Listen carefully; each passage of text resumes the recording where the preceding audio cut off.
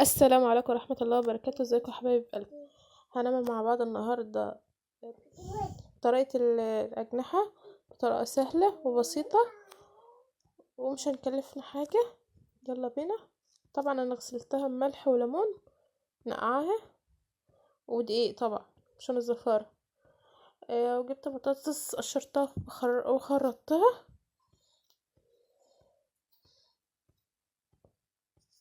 وجبت فلفل بردك غسلته وقطعه، خرطته خرط صغيرة.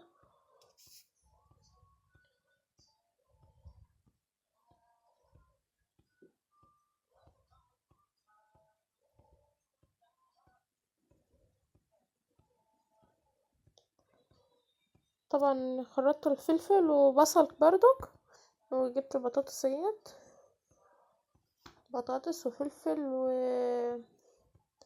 وبصل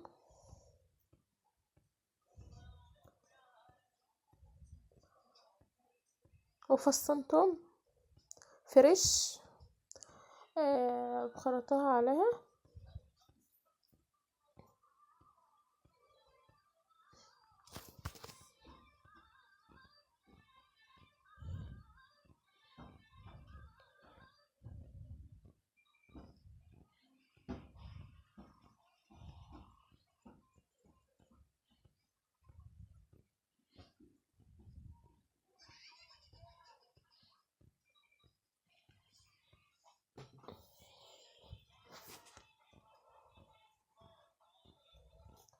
طبعا هجيب البهارات بتاعتي، ملح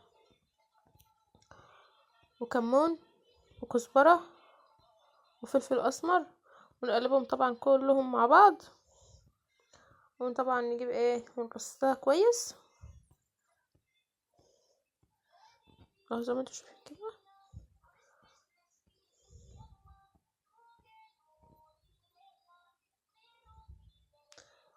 ونجيب الاجنحة، طبعا غسلتها وكنت مصفياها اهو.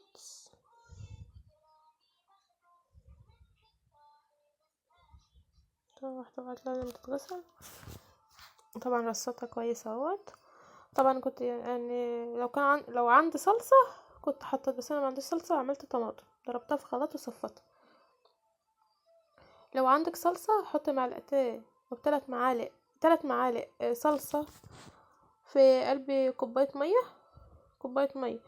تجيبي كوباية مية وتحط عليها معلقتين صلصة او 3 زي ما انت بتحبي، وتجيبي مكعب مرقة وتقلبهم في بعض. طبعا انا جبت شويه، ما كانش عندي صلصه، طبعا حطيت طماطم وحطيت مكعب مرقه في كوبايه الميه اللي انا حطيتها دي، ذوبتها كويس وحطيتها على كده. وتحط شويه زيت ني في ني، هتبقى بصينيه ني يعني، ولا مسبكه ولا حاجه، كلها ني في ني. وجنبها بقى شويه رز كده تبقى تحفه. دخلتها الفرن طبعا. طبعا احط الرز، انا طبعا غسلته.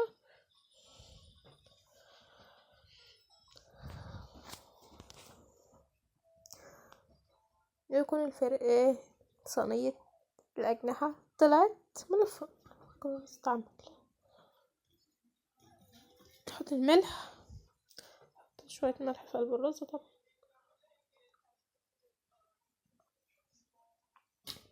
طبعا انا بشكر كل اللي كتب لي كومنت حلو، بشكركم كلكم بجد من قلبي، وربنا يخليكم يا رب في حياتي. كل اللي كتب لي كلمة كويسة اشكره جدا جدا جدا، وربنا يصلح حالكم يا رب، يخليكم يا رب. طبعا جبت زيت طبعا وقدحت وحطيته على الرز.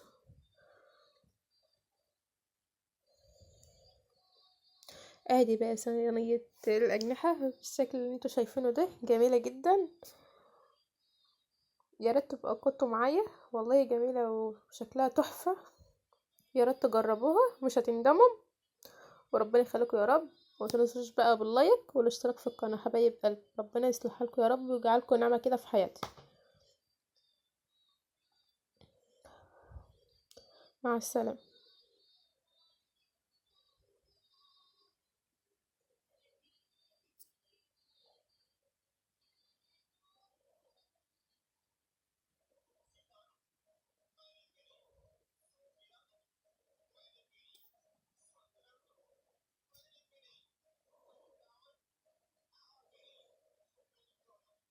فعلا كان طعمها تحفة.